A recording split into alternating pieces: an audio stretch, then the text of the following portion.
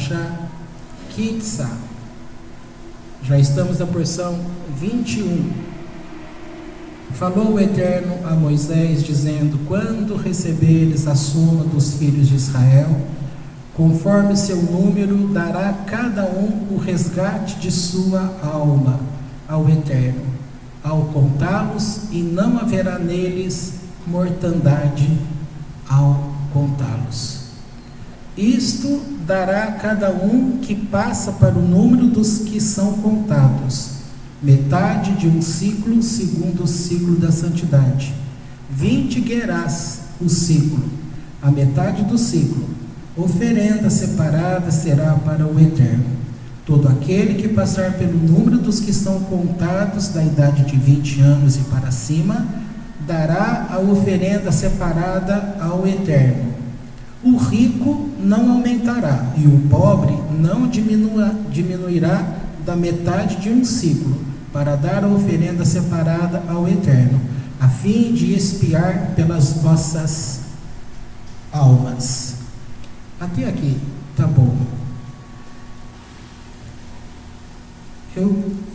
Eu sempre comento para vocês que a Torá Mordecai, com comentários de Mordecai, você pode encontrar pela internet.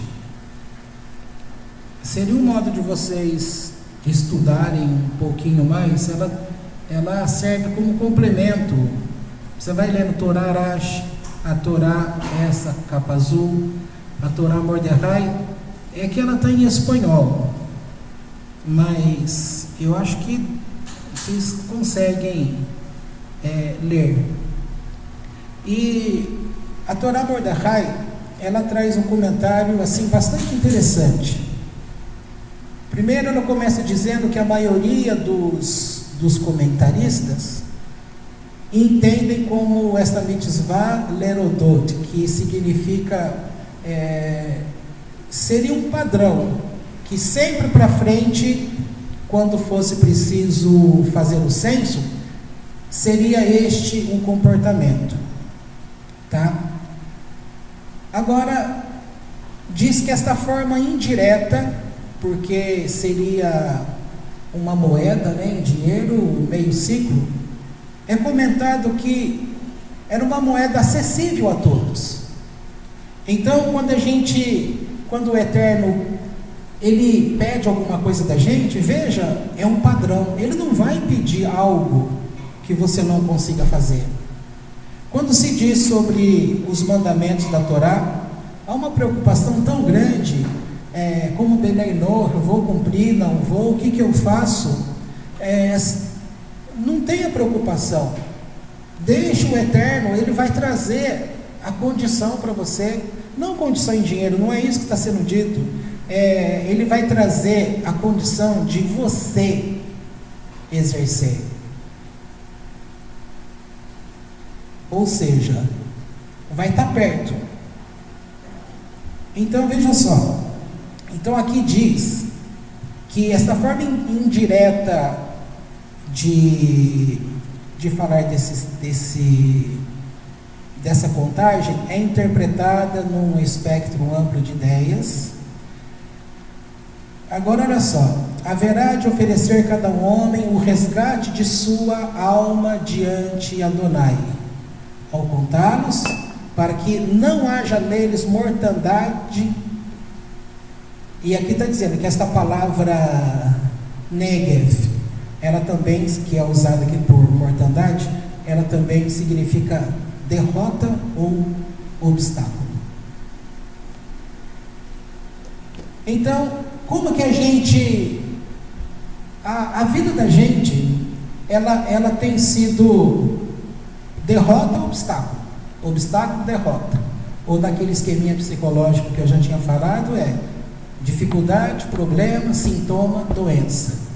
São 4 degraus. O normal de uma pessoa é oscilar sempre entre dificuldade e problema. E aqui eu estou dizendo derrota e obstáculo. Obstáculo, derrota. Dificuldade, problema. Isso é o normal da vida. dificuldade e problema, derrota e obstáculo. Agora, ele faz uma ponte aqui entre dois comentaristas, e essa questão está se associando, esta contagem, tá? Por exemplo, há uma proibição de você apontar o dedo. Não sei se vocês sabiam disso, mas é uma proibição da gente contar apontando o dedo. Então, o que seria mais fácil? Era dizendo lá, Moisés, vai lá com quem possa te ajudar, e qual que é o normal para a gente? 1, 2, 3, 4, a gente vai apontando o dedo. Não, Deus não quer isso. Porque quando se aponta o dedo nesse sentido, quando conta dessa forma, como diz o Zohar, está relacionado com Ain Hara, o olho mau. E quando o homem, deixa eu ver se eu leio aqui literalmente para vocês entenderem. Aqui ele está dizendo que é o Ain Hara que aconteceu bem na época de Davi. Vocês lembram quando o texto de Davi fala, e lá diz que um espírito o induziu a contar o povo daquela forma, e isso desagradou ao Eterno. Aqui está dizendo que alguns estudiosos exegetas, e ele cita dois nomes, Yitzhak Arama e Abarbanel. Então o Arama, ele entende que a Torá, quando diz, dirá o homem que através desse meio ciclo, que é uma moeda acessível a qualquer pessoa da época, veja, então é para todos, é acessível a todos. Aquilo que Deus pede para a gente, um conserto, é para todos, e é acessível. Ninguém pode falar, eu não atingi esse nível ainda. Em pensamentos religiosos, batem muito na tecla que uma pessoa está num nível lá em cima e você se vê cá embaixo, você se vê dependente de pessoas. Você não tem que ser dependente de pessoas, nem de padre, nem de pastor, nem de rabino, nem de monge, de ninguém. O caminho pela Torá, ele é aberto para todos. É pela Torá, olhando pela Torá, ela vai ligar você com céu e terra. É algo que você consegue, porque está acessível a você. Agora, vamos pensar que vai dizer que quando este homem, ele oferece essa moeda, essa contribuição, isto vai fazer com que o seu erro seja expiado.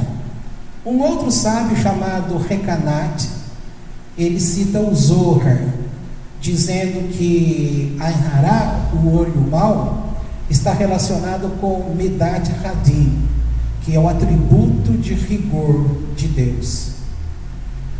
Aí ele monta um esquema, olha só que interessante. Ele diz que todo homem, ele possui, incluindo a sua vida, tudo que você tem é bênção de Deus. Então eu já comentei algumas vezes com você, há um costume muito ruim nas pessoas, que é fogo de momento, né? Acontece alguma coisa, aí a pessoa atribui a Deus. O exemplo que eu dei na época, e sempre dou esse exemplo, é em relação ao trabalho. A pessoa está desempregada, aí ela busca Deus, pede para que Deus providencie algo, aí ela entra naquele trabalho, é só alegria. E por quê? Porque não tem mortandade ainda, não tem dificuldade, problema, não tem derrota, então é tudo maravilha, tudo bom, é servir a Deus em tempos de paz, tudo maravilhoso, tudo bom. Mas de repente começa a mudar situações, começa a cobrança, começa perseguições, começa algumas coisas que você vai encarar como dificuldade, problema, como nessa palavra que eu usei aqui, obstáculo e derrota. Aí a pessoa muda o jeito dela encarar, tá? Então o povo mais comum fala assim, esse emprego é do diabo. Você já não usa essa linguagem mais, tá? Porque esse conceito diabo lá no cristianismo é uma coisa, dentro do judaísmo é outra coisa. E eu acho muito mais rico, muito mais amplo, muito mais bonito de ver o modo de Deus relacionar-se com o povo dele. Então aquela ideia cristã do diabo daquele jeito, na minha opinião, é uma afronta a Deus. Aí a pessoa diz assim: isso não é de Deus. E aí você começa a acreditar. Então peraí, quem é que te dá as coisas? Qual é a bênção da tua vida? Que bênção que nós temos? Então a bênção que nós temos, as pessoas quando vão ao médico e doença, ela vem para uns, para outros. É muito complicado falar disso, porque tem há um histórico pessoal seu, há um histórico familiar, há muitas coisas envolvidas aí. Então não pode falar que toda doença é uma maldição. Não é assim. Todas as coisas que vêm à nossa vida é bênção. Eu gosto daquela frase que eu disse, que foi citado, que diz assim: quando Deus traz problemas, dificuldade, é porque Ele está te livrando de coisas piores. Se a gente pensar assim, por pior que esteja o momento, tenha certeza, se fosse por merecimento, nós mereceríamos muito mais do que estamos passando.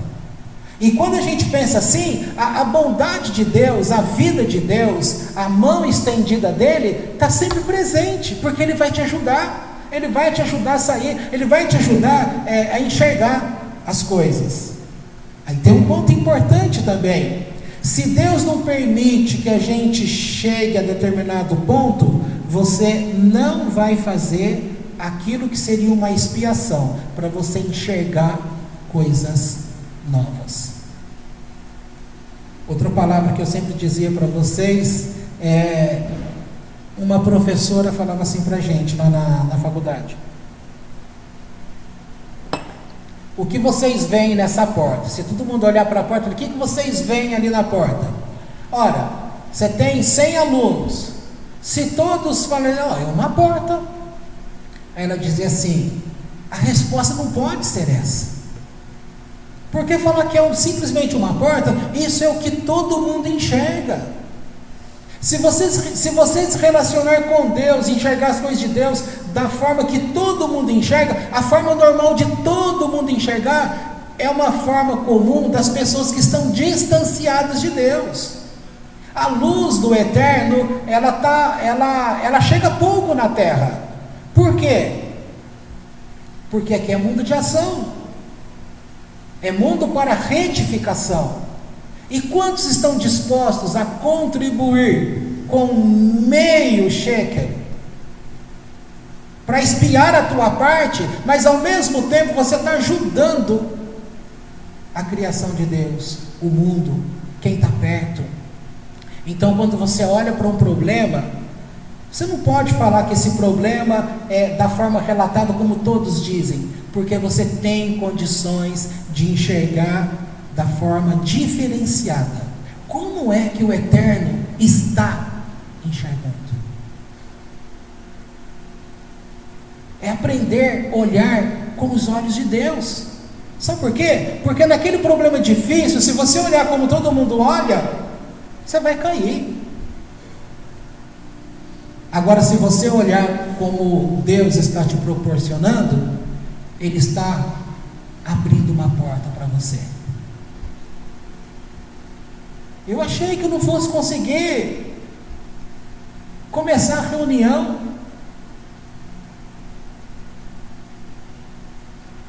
A tristeza que me pegou ontem aqui nesse lugar. A pessoa veio falar comigo agora de manhã, eu falei: olha, não é um bom momento para falar agora. Dor, tristeza.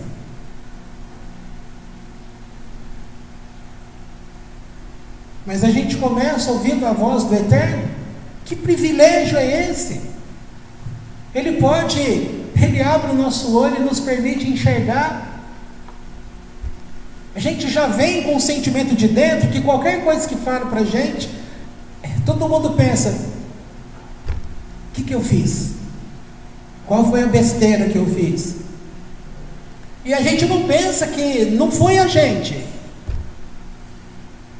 O que aconteceu não era nada com a gente, foi algo externo. E eu não estava vendo. Só que o motivo, o meu olho carnal eu já tinha visto desde a semana passada. Mas por que eu enxerguei só ontem?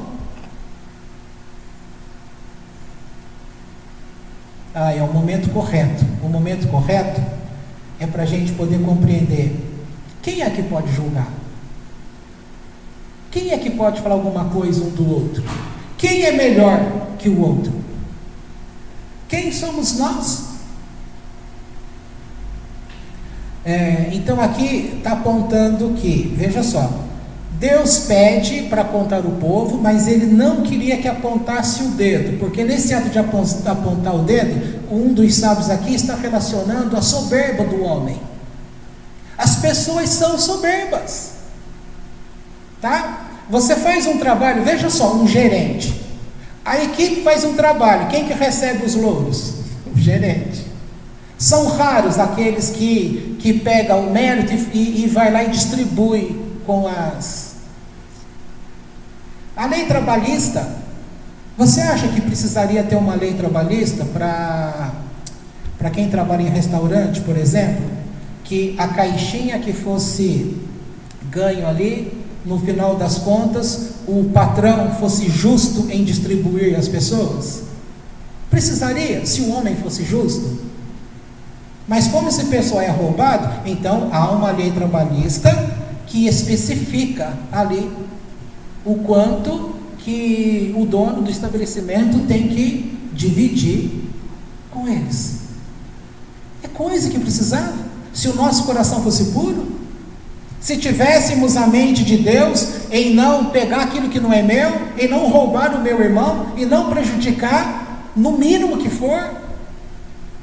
Aí as pessoas falam, a Torá do Eterno, porque aconteceu tal coisa e a região X, Y, Z não precisa cumprir mandamento. Quer dizer que você pode ser desonesto? Então a nossa cabeça, ela vem de um ensino religioso, que a gente não conhece o que Deus está falando, o que Ele está apontando que está dentro de nós. E a gente vai só engolindo as coisas, vai engolindo e vai achando, não, eu não preciso cumprir mandamentos. Nem sabe o que são mandamentos, nem sabe daquilo que está sendo gerado. Um mandamento não é simplesmente, veja só, esse mandamento de censo, você acha que Deus está tratando com coisas do lado de fora? De maneira alguma. A tratativa de Deus é por dentro do homem, é por dentro do homem.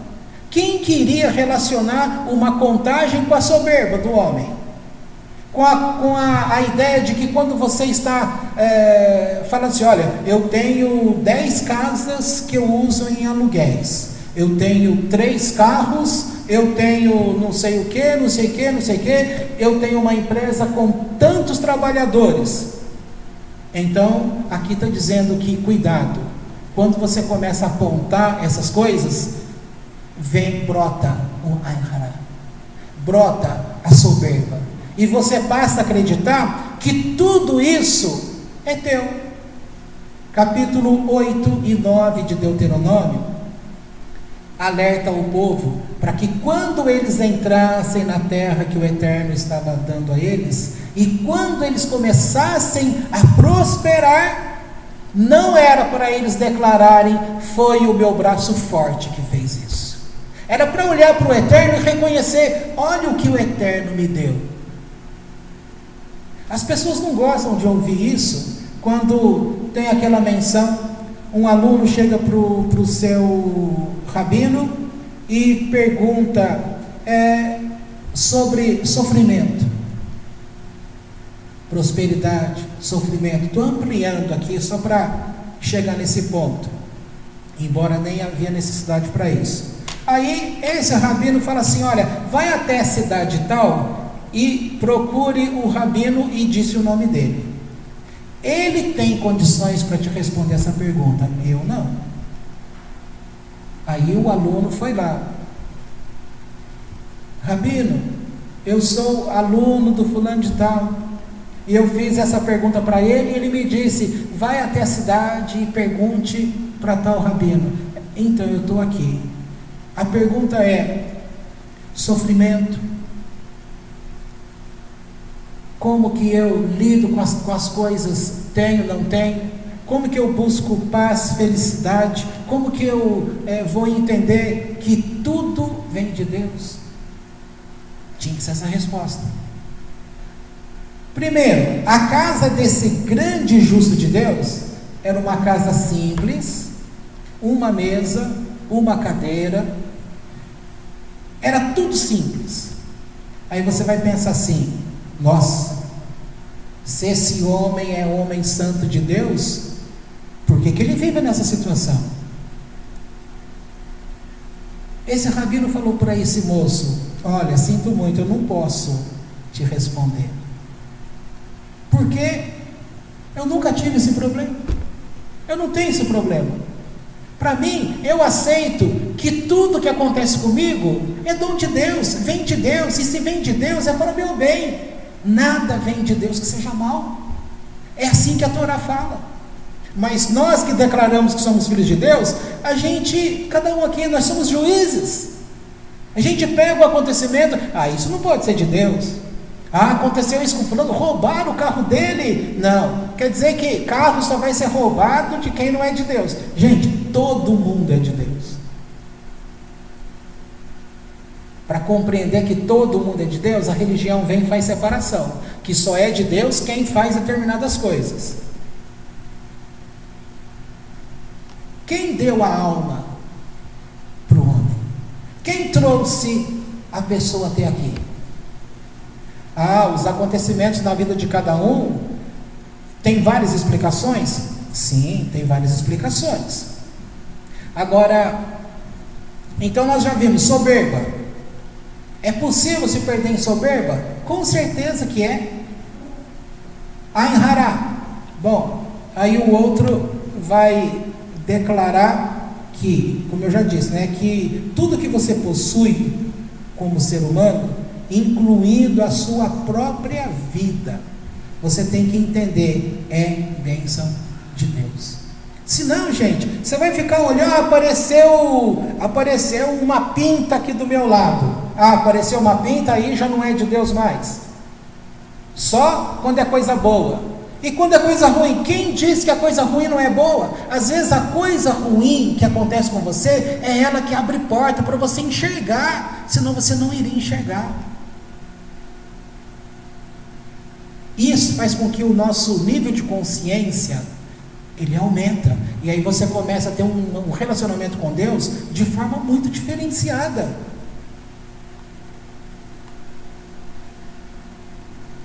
Então eu já disse que quando o homem conta sua riqueza, o número de pessoas, aí é a soberba do homem, e isso provoca a ira de Deus. Quando fala assim, ira de Deus, eu acho que vocês não vão lembrar, mas cabe aqui a gente abrir um parênteses, porque apareceu a ira de Deus, A palavra ira em gemátria, ela vai estar relacionada quando você declara assim, com idolatria. Quando você declara assim, tal coisa aconteceu, mas não deveria ter acontecido isso. Se fosse eu teria feito diferente. Então os sábios ensinam que quando a gente tem esse padrão de comportamento, e todos nós temos, porque todo mundo fala, se fosse eu teria feito diferente. A gente aconselha pessoas partindo desse ponto, se fosse eu no seu lugar, eu faria assim.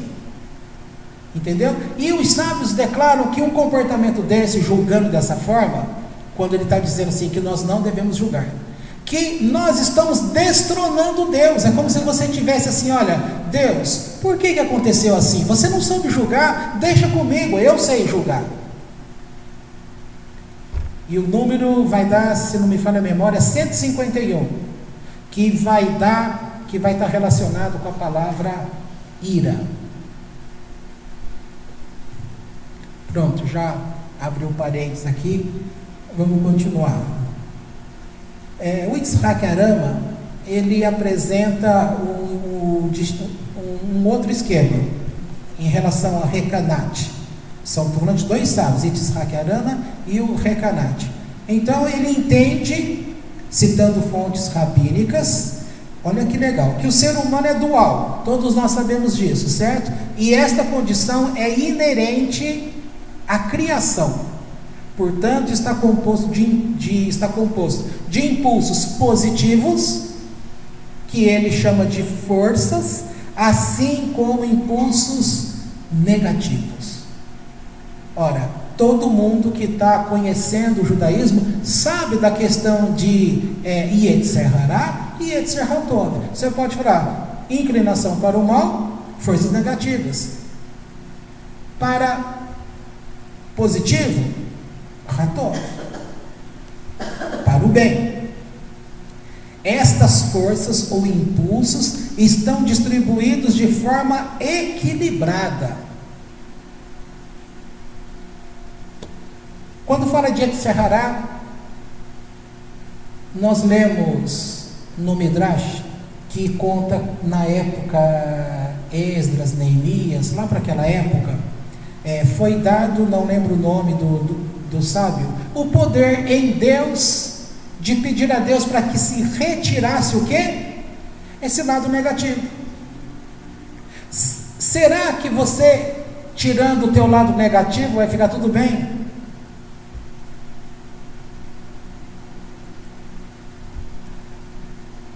Aí a história lá conta que foi orientado assim: olha, não faça isso. Mas ainda insistiram, então o Eterno permitiu. Tá bom, vai ficar 3 dias sem Yetzer Hará. Aí aconteceu o quê? Uma pessoa dentre o povo ficou doente, entre o povo judeu, ficou doente, e a cura era simplesmente com um ovo. Não se encontrava o ovo em lugar nenhum, porque a falta do Yetzer Hará alterou o comportamento do galo com a galinha. Não tinha libido mais, não tinha atrativo, e a galinha poedeira não pôde cumprir com o papel dela, que era, vamos entre aspas, botar o ovo, dar o ovo. Por causa de quê? O ovo, você fala, o ovo, ele vem claro que vem da galinha, mas tem todo um processo, tem todo um estímulo, tem toda... E esse governo está do lado negativo. Uma pessoa iria morrer, porque foi tirado o Yetzer Hará. Então essas coisas, elas estão equilibradas dentro do ser humano. Lembra que quanto que era a moeda? Era um inteiro ou era metade? Era metade, tá? Então com uma metade você vai entregar. Então uma metade associada a uma outra metade dá um inteiro. Então nesse ponto de vista a parte negativa em você, que você permite esse desequilíbrio. Esse desequilíbrio, ele vem na nossa vida do dia a dia. Volto no começo que eu disse, dificuldades, problemas, e a Torá está dizendo aqui, mortandade, né? Negev, e dizendo derrota e obstrução. Essas coisas diante de você, ela causa um desequilíbrio. Esse desequilíbrio vai causar doenças. Altera o teu modo de pensar, de enxergar as coisas, altera o teu comportamento com o filho, com o marido, com o professor, no relacionamento com pessoas de uma forma geral, altera muito, muito, muito. As pessoas não têm noção como que altera. E conforme vai acontecendo de desequilíbrio em desequilíbrio, o que o Eterno pede para a gente? Que a ideia dele é sempre ter um lugar aberto em você, que ele possa se comunicar, e então essa comunicação, ela vai trazer para você, então esse lado meu, X, eu preciso reparar. Para falar disso, eles estão usando justamente esse texto. O ato de uma pessoa contribuir com este meio, esta moeda, que é a metade, vai causar para ela o perdão, vai limpar este erro, tá? Então, lendo aqui da forma que está, que a condição inerente no homem, está falando sobre os dois impulsos, né? Positivo, que chama de forças, assim como os impulsos negativos. Estas forças ou impulsos estão distribuídos de forma equilibrada, olha, e formam a personalidade do ser humano. O ser humano deverá cuidar das forças negativas que estão dentro dele e que conformam a metade da sua personalidade. Portanto, se esta metade ocorrer um problema com ela, você vai ter que reparar este local do problema. É daqui que o meio ciclo está simbolizando essa parte negativa materialista, que pode desequilibrar o ser humano. Olha que linguagem bonita de Deus mostrar que atitudes da Torá está apontando para uma cura, um comportamento dentro do teu ser.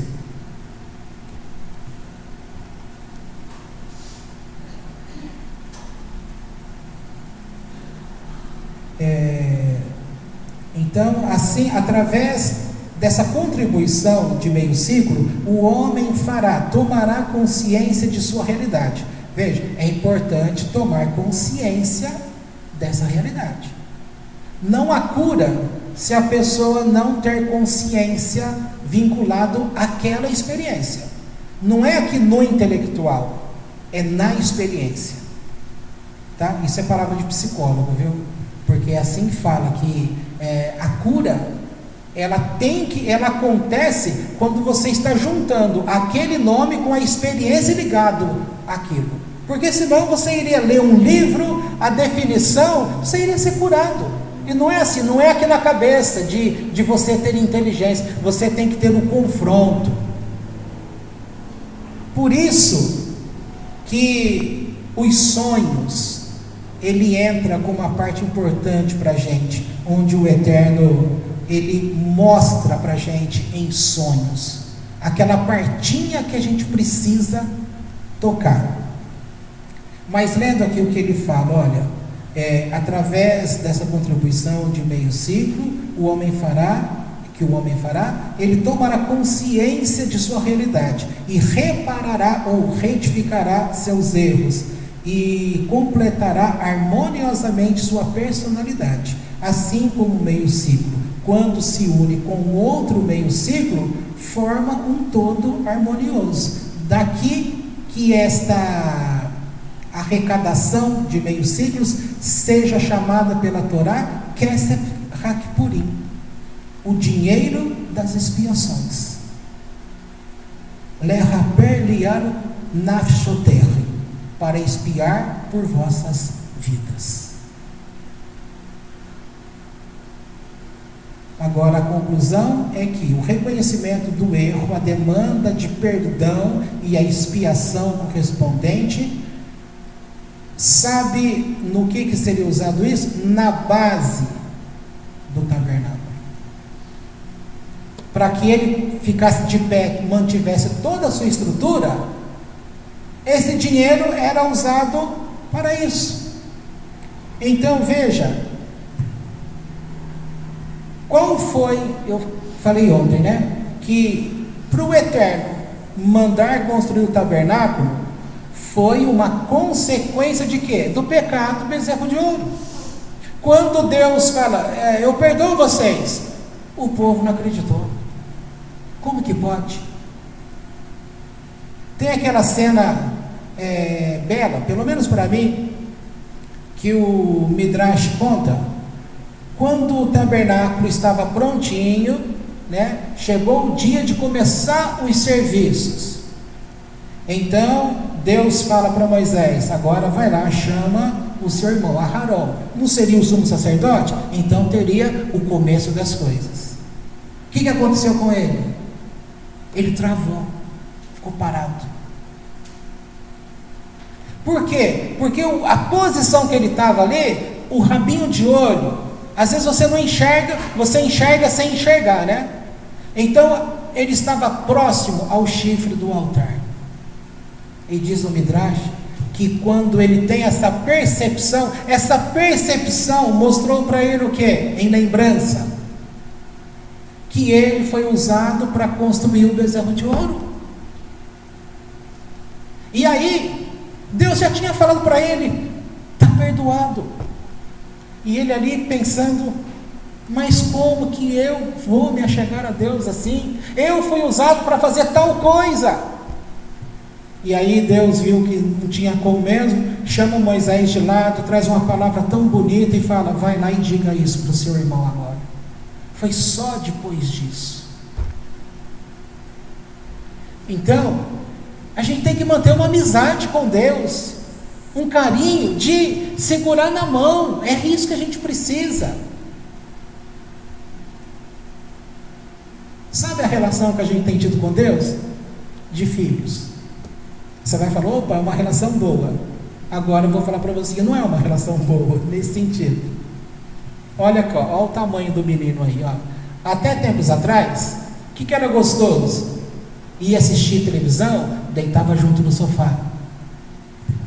Deitava aqui no peito do papai. Acorda, vai dormir, beijinho no rosto, um abraço gostoso. A vovó também, vó adora fazer isso também. Aí cresceu, né?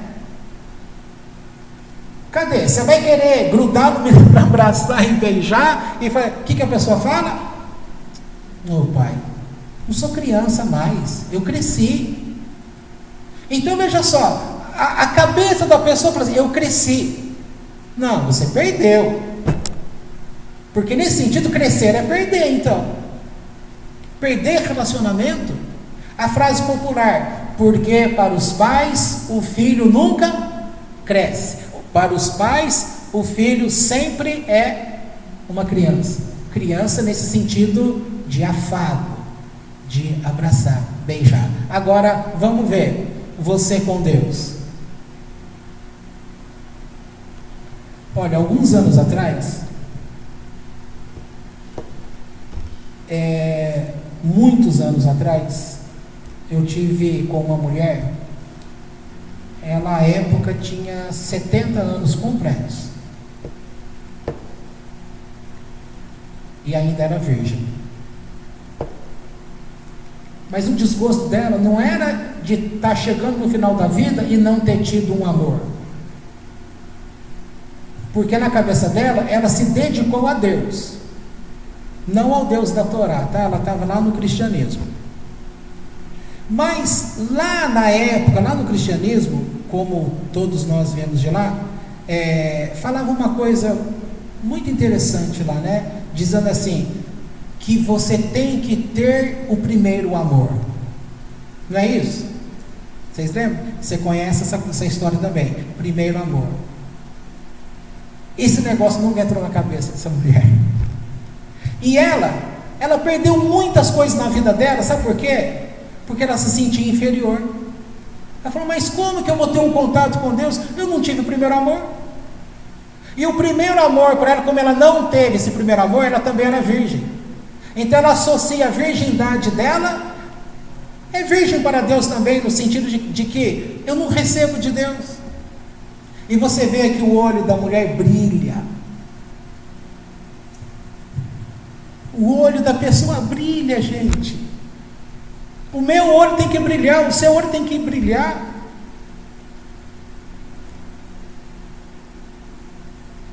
A gente não pode perder o carinho de Deus. Porque eu cresci. Não, você não cresceu então. Porque quando a gente cresce, é isso que o papai falou hoje pra gente. É mãozinha dada. Ele gosta de conversar. Que coisa bonita, né? Você está lá dormindo, de repente, abre o olho. Gente, parece loucura, mas sabe essa imagem assim? Isso é para mim, tá? Essa imagem de você estar assim, de repente você faz assim, sabe a imagem que o meu cérebro liga? o filme do Drácula. Olha só, porque sempre que acabava o filme do Drácula, aquelas coisas, você vai falar, isso aqui é um problema, né? Por quê? Porque a Torá também pede para você não assistir esses tipos de filmes, para o nosso bem. Mas a gente acha, mas não tem problema, vamos assistir, é apenas um filme. Mas nós não temos noção o que essas coisas estão ligando dentro da gente. E a gente acha que cresceu, porque nós podemos julgar, e a gente não entende o que é que Deus quer nos livrar. E aí essa imagem era bem assim, o filme inteirinho tem um personagem, todos são iguais, né? O personagem, aquele valentão que vai lá e pega aquela estaca de madeira e enfrenta tudo para chegar lá e cravar no coração. Aí ele vira cinza, não é isso? Aí quando está acabando o filme, ou quando está começando um novo filme, uma gota de sangue cai naquelas cinzas, ou então uma gota de sangue cai sobre o rosto lá, e ele está assim, daqui a pouco, arregala o olho, e a gente leva um susto, nossa, não morre.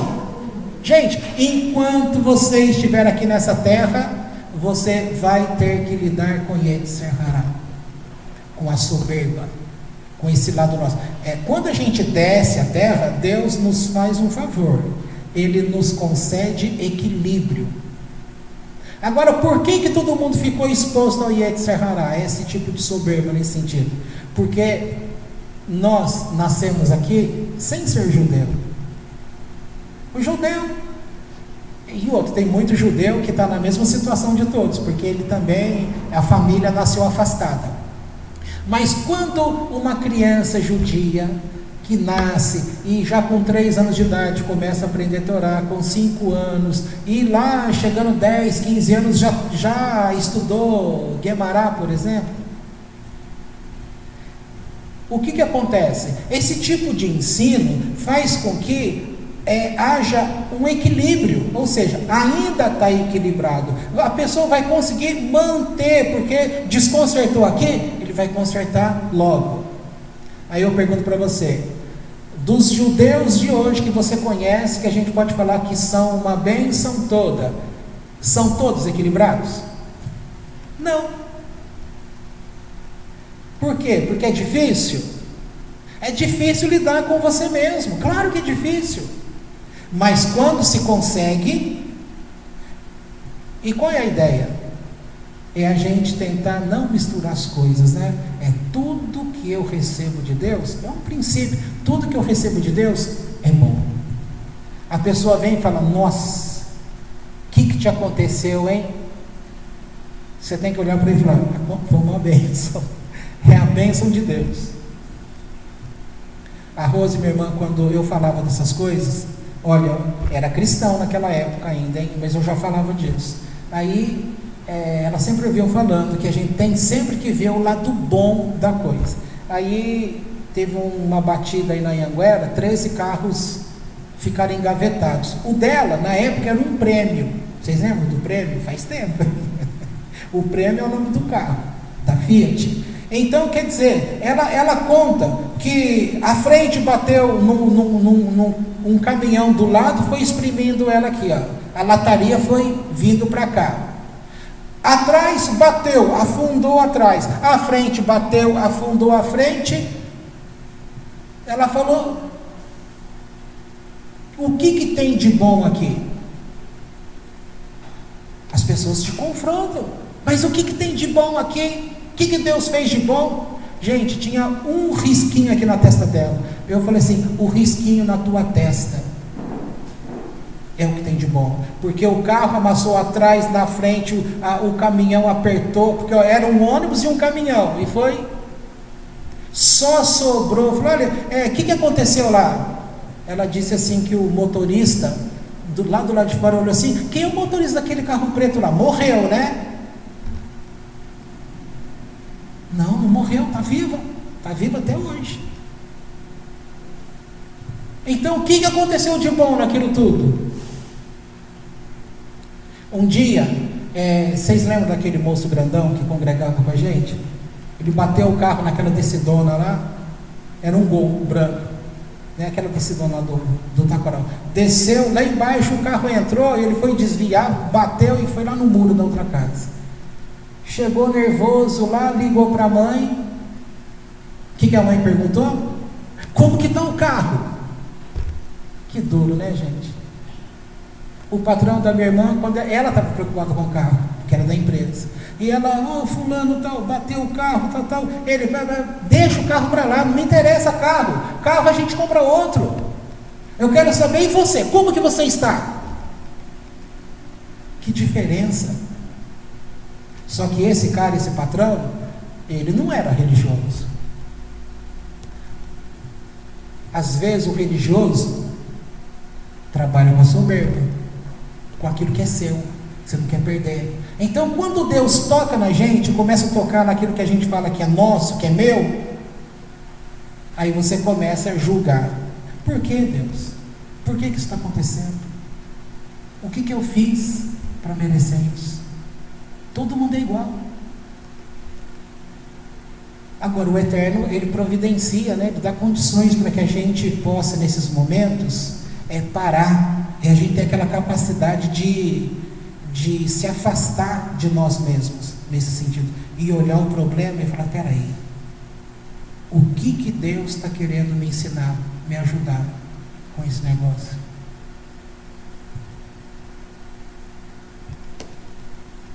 Essa noite eu tive um sonho, ele o tom dele é o mesmo tipo de sintomas de bastante tempo. Eu não vou falar o que é, não contei para ninguém e não vou contar. Agora eu já aprendi, eu mesmo vou resolver com Deus.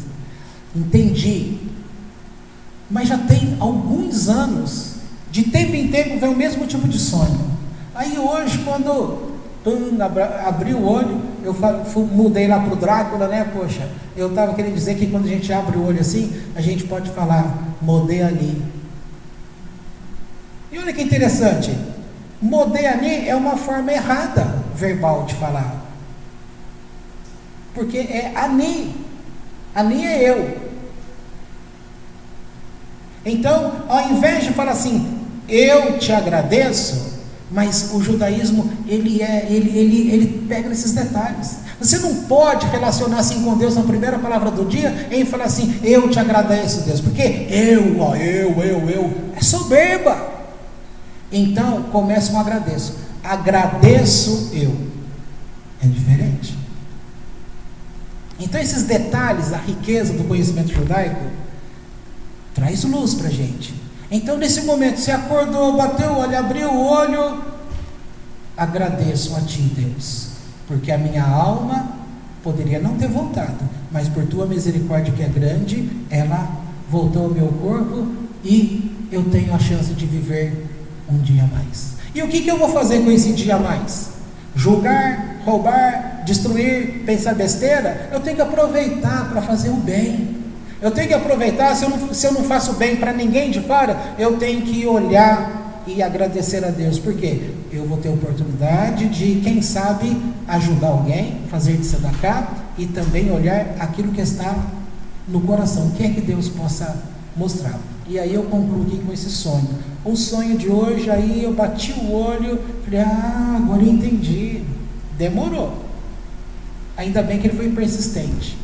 Agora eu preciso ter uma conversa com ele para colocar esse assunto, porque de fato esse assunto, ele está nessa parte aqui que causa um desequilíbrio na gente. Deixa eu ver se eu terminei aqui mesmo. Isso, aqui termina porque dizendo que essa situação é a base do tabernáculo. E o tabernáculo, ele foi edificado porque Deus falou que perdoou e o povo achou que Deus não perdoou. Então, como resposta de Deus, ele precisava disso? Não, isso é amor. A resposta dele é, eu vou morar dentre vocês. Então, nós devemos estarmos sempre prontos. Para quê? Para ficar perto dele, para falar, chorar, estender a mão. Não é só uma linguagem poética que Deus enxuga a lágrima do nosso olho. Não é. Narmânides, ele escreveu aquele livrinho lá, que ele fala para você tirar 1 hora do teu dia para poder conversar com Deus. Será que o Benihim, na época cristã aí, não soube dos judeus lá de Nova York esse tipo de ensino e não foi lá e não escreveu o livro Bom Dia Espírito Santo? Vai saber. Se não foi por influência, o Bom Dia Espírito Santo, naquele sentido que ele coloca, não é muito diferente do que está escrito nessa questão de Narmânides, que pede para você manter uma intimidade com Deus, conversando, falando, estando junto. Se a gente mantém o filho perto, o inimigo não vai roubar o filho da gente. Se a gente mantém essa situação perto com Deus, o obstáculo, a dificuldade, o problema, a situação difícil não nos roubará de Deus. E a gente vai continuar puro. É aquela beleza de sempre. Fala, Senhor, porque o teu servo ouve. Então aqui ele termina dizendo que nessa base ela tem que sustentam as colunas, né? Quais são as 3 coisas aqui que foi dito? O metal arrecadado, o conceito. Não, eu já perdi aqui. São 3 coisas. Aqui. O reconhecimento do erro, a demanda de perdão e a expiação correspondente. É a base. E aqui todo mundo sabe essa confusão que é com essa palavrinha perdão. Quando a gente erra, veja, eu dei exemplo de Aharon, sumo sacerdote, ele errou, mas olha como é difícil você entender que o erro foi superado. Depois vem o perdão, e aí vem essa sequência. De fato estou perdoado, ou seja, foi feita expiação. Aí a gente segue. Então, Torá não é simplesmente lei número 40, isso. Lei número 51, isso. Lei número 600, isso. A lei em si, o cumprimento em si, o que é que está por trás dela? Dentro do homem. Aonde é que está mexendo? Por quê? Porque tem que juntar a nossa personalidade para ela ser completa. E o completo é você ter de forma harmoniosa as forças negativas com as forças positivas. Tá certo? Então peço desculpa, que era para ter acabado 11h15, mas não tinha como. Hoje, pelo que eu estou vendo aqui, é o último Shabat do mês, certo? Então, obrigatoriamente, eu tenho que fazer a unção com óleo nas mãos, referente a fevereiro.